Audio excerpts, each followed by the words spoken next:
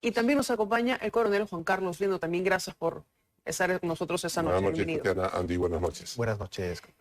A ver, ¿cuál es la percepción, y les pregunto a los dos, desde la especialidad que tienen, y también como ciudadanos, de estos primeros 5 días de estado de emergencia? He notado que las cosas están mejorando, a lo mejor yo estoy exagerando, y comienzo con usted, coronel Liendo, que tiene la experiencia en materia de seguridad. Bueno, desde muy joven yo he participado en operaciones de rastrillaje, en la época de terrorismo, en acciones con la policía, que no es una mezcla de policías con militares, cada uno tiene su función, y vemos que esto es más de lo mismo. Se anunció que no era más de lo mismo, pero sin embargo, a la fecha vemos que no existe un plan evidente, no hay la cantidad de fuerzas en las calles, no hay objetivos claros y, como se dijo desde el primer día, se está deslegitimando la acción de la Fuerza Armada. Hay anuncios novedosos cada día desde el primer ministro, ministro de Defensa, como este tema del fuero militar para las acciones militares dentro del estado de emergencia, que tiene sentido, pero es incompleto aún. Pero también me llama mucho la atención que manifieste que el estado de emergencia es una herramienta para que la policía y las Fuerzas Armadas puedan actuar mejor. Esa es la desnaturalización constitucional, de repente acá me pueden corregir, pero es una desnaturalización de la función del régimen de excepción. El estado de emergencia es para solucionar una crisis de la manera más pronta posible, una situación grave, terremoto, incendio, claro, catástrofe o disturbio de la tranquilidad pública en una zona en un momento determinado. No es una herramienta de gestión pública y creo que aquí uno de los fracasos claves de este gobierno y de su ineptitud es que consideran a un régimen de excepción constitucional como una herramienta de gestión pública. Porque y con además, eso estamos mal. claro, porque además es el último eslabón, ¿no? Cuando ya se intentó todo, a ver, nos está desbordando, vamos al estado de emergencia, pero ya intentamos todos los pasos previos. Ya la Constitución y las leyes ya no pueden ser cumplidas a través de la policía. La policía ha sido rebasada. Entonces no es una situación normal de gestión. Es una situación ya de seguridad interna, de orden interno, ni siquiera de seguridad ciudadana. Lo hemos conversado acá varias veces. Claro, claro. El problema es que hay una absoluta incompetencia, empezando desde el nivel político. Llevamos 13 ministros del Interior desde Castillo a la fecha. Eso es totalmente absurdo. En un sector del Estado que maneja miles, millones de soles y con una institución policial sumamente debilitada, mal empleada, mal organizada. O sea, no es posible que estemos viviendo en estas circunstancias. Entonces, sí, es bien cierto, hay mal empleo de los policías. Estaba revisando hoy en la tarde unas estadísticas, cerca del 32% de los policías solamente están en las comisarías. Quiere decir que el 70% está haciendo cosas diferentes a una comisaría. Es imposible que un país como el Perú se sostenga con este tipo de distribución de personal policial. Para empezar, ahora, la policía tiene más efectivos que el ejército. Se han invertido las proporciones numéricas de las fuerzas de defensa que con respecto a la policía. Pues hay niveles de acceso al servicio militar voluntario sumamente débiles, complican el apoyo a la policía. El tema es integral, Tatiana. No solamente es cuestión de Fuerzas Armadas, que en ningún caso van a reemplazar a la policía, jueces o fiscales, pero sí son elementos necesarios para generar un marco donde se ejecuten acciones coordinadas, concretas, con un marco legal específico. Si no, esto va a seguir siendo peor. ¿Qué piensa usted, coronel, de esa propuesta que tiene casi como 20 propuestas ya en el Congreso de la República y el propio Ejecutivo también ha presentado la suya? Sí, parece que hubiese una carrera de protagonismo político por dar leyes, pero no por tomar decisiones. Se escudan en propuestas legales que son muy complicadas, pero no se toman decisiones políticas. Y aquí se requieren decisiones políticas en beneficio de la ciudadanía. Yo discrepo de la primacía de la ley sobre la política, porque en concepto la política configura la ley, es un contacto directo con la realidad, porque con el marco normativo que tenemos es imposible hacer frente a este fenómeno, que lo describo rápidamente, ¿no? No es un simple problema de seguridad ciudadana, de un extorsionador con un bus, un carterista o alguien que me roba el teléfono o alguien que cobra cupos gota a gota. No, esto solamente es la evidencia de un problema mucho más grande, que es la presencia del crimen transnacional organizado. Y ese crimen transnacional organizado tiene como objetivo copar las cadenas estructurales de la economía ilegal. En el Perú, narcotráfico y oro. Y ofrece ofrece a cambio de mantener esas cadenas de economía ilegal, corrupción impecablemente impune a los funcionarios políticos. Aquí, la raíz de este descalabro se centra en el poder político por la impunidad ante la corrupción, soportada por el crimen internacional. En consecuencia, se requiere atacar con una sola perspectiva dos dimensiones del problema: lo que pasa en el día a día al ciudadano común y la dimensión política de la inseguridad que estamos sufriendo. Y después puedo dar un poquito más de detalles si deseas, pero ese es el gran problema. Claro, es que es entender la gravedad y cómo operan esas organizaciones, ¿no? Porque no es que el delincuente se levanta un día y dice, hoy voy a extorsionar a ese bus, sino que estudió toda la logística, cuántos buses hay, cuántos recorridos hacen, cuántos pasajeros hay, y luego va y extorsiona al gerente de la empresa, y luego va contra los choferes. O sea, hay toda una preparación, una organización. Así como deciden asesinar a un empresario en San Isidro el primer día del estado de emergencia, en una zona donde no hay emergencia. O sea, este es un problema mucho más complejo, mucho más grave, y que no se está mirando. O sea, demuestra la incompetencia del Poder Ejecutivo para poder asimilar el problema en su conjunto, donde sí es necesario tomar acciones concretas e inmediatas. Claro. Y va a ser un desafío al ordenamiento legal existente y más aún al supranacional, que se convierte en un obstáculo para la realidad local. El problema se ha agravado porque el crimen ha infiltrado los órganos de justicia, los órganos de poder ejecutivo. El crimen tiene presencia en el poder legislativo, ¿no? En el Poder Judicial, en las fuerzas policiales, en las Fuerzas Armadas. O sea, hay infiltración. El problema es sumamente complejo. Pero sí, se requieren acciones concretas, Tatiana, sobre ello. Pero planificadas, ¿no? Y luego a los pocos días vamos a darnos cuenta de que la pena de muerte puede controlar esta criminalidad, ¿no? Una ley que tiene, digamos, evidente falla porque el concepto de terrorismo urbano es demasiado etéreo, digamos, deja demasiados vacíos.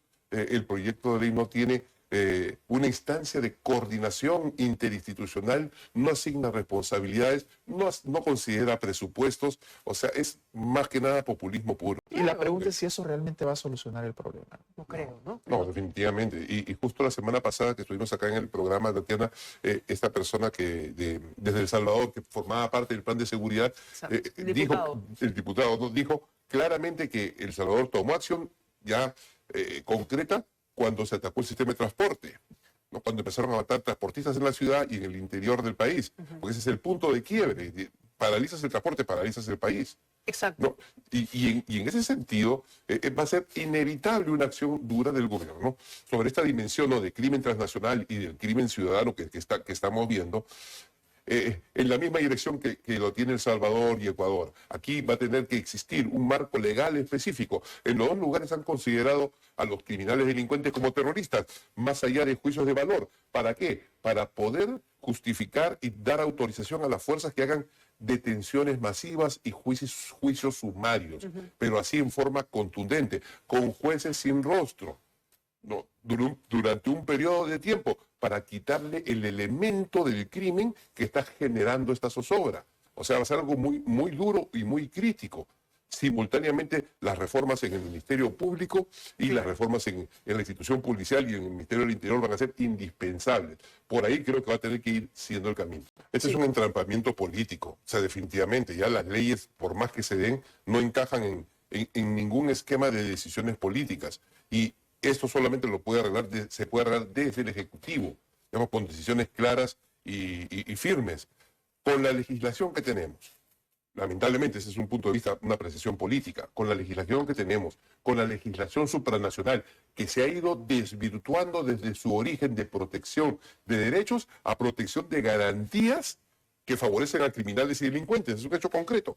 No es posible enfrentar el periodo de violencia criminal, el periodo de violencia y corrupción de crimen transnacional organizado con las leyes actuales, con la ley supranacional o con los políticos y jueces actuales. Es una situación muy complicada.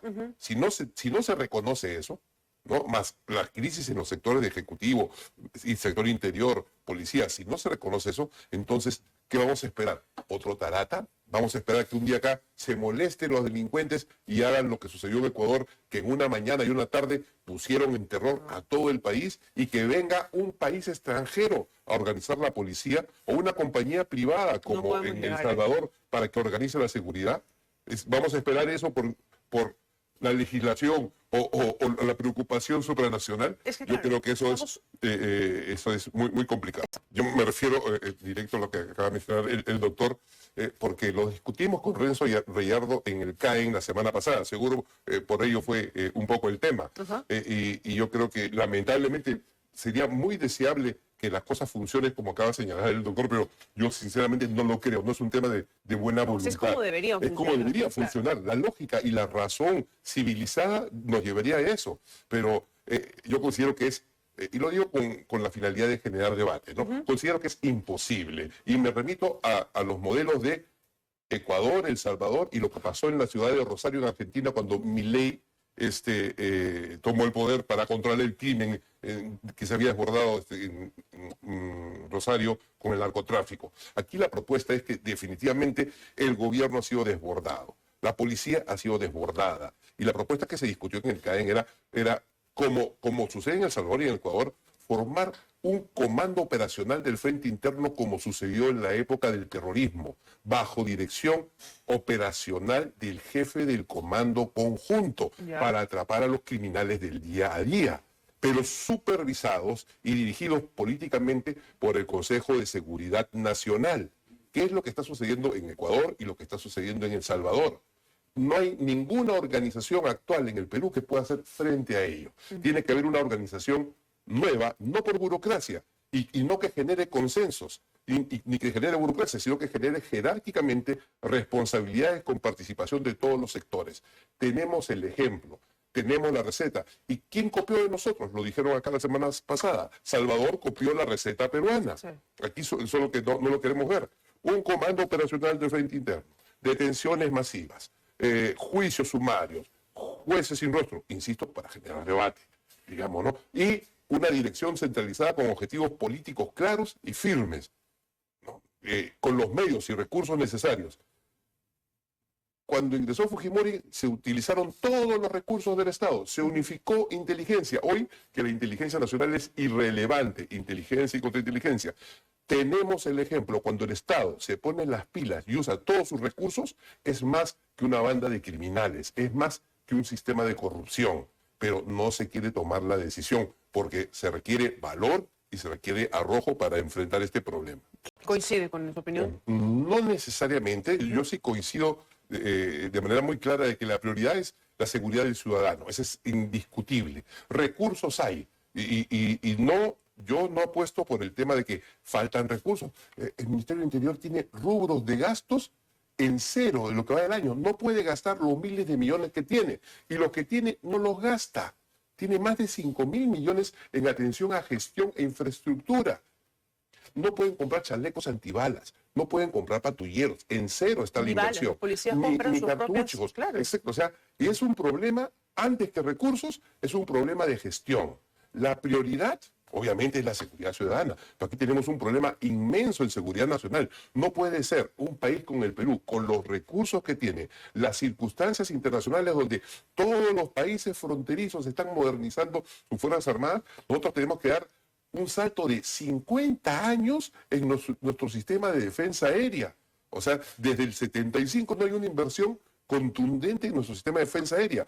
Dinero hay, nuestras reservas lo garantizan, pero más allá de eso, la prioridad hoy es la seguridad del ciudadano. Incluso ahí me atrevería a hacer solo una apreciación, porque consultados algunos integrantes de la FAP decían, sería en todo caso más pertinente en ese momento invertir, por ejemplo, en sistemas de radares para poder detectar a todos los aviones o aeronaves que sobrevuelan el territorio nacional. Eso sería más importante si quieren apuntar, digamos. Ahí tiene que tener el sistema de protección de la Amazonía, la cobertura fronteriza aérea. O sea, el sentido de prioridad. Claro, ¿no? la prioridad, obviamente, no se compran aviones como decir combis, ¿no? Son todo un sistema que implica defensa aérea, sistemas radares, aviones interceptores, y en función de lo que el Perú tiene que proteger y de lo que está pasando en otros países. El sistema de seguridad nacional se ha descalabrado en los últimos 25 años y está agravado por este problema de la seguridad ciudadana, que es diferente a la seguridad nacional. Hoy día se acaba de firmar la ley de la Secretaría de Defensa Nacional.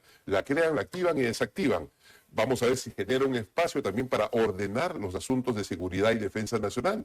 Pero lo que es cierto es que toda la carga de este problema requiere de un liderazgo político. De acuerdo. Y nuestra presidencia, el primer ministro, parece que está en una realidad virtual. ¿Qué sentido de oportunidad puede esperar uno si en pleno incendio la presidenta quiere irse de viaje al extranjero, ¿no? Eso ya es sintomático de todo lo que se puede resumir en el sentido de la prioridad del Ejecutivo. Tiene razón, exactamente. Es muy cierto. Gracias, Coronel Lindo, por habernos acompañado esta noche. Seguramente lo convocaremos también más adelante porque todavía nos quedan más muchos días de emergencia, estado de emergencia. Sí, efectivamente. Sí.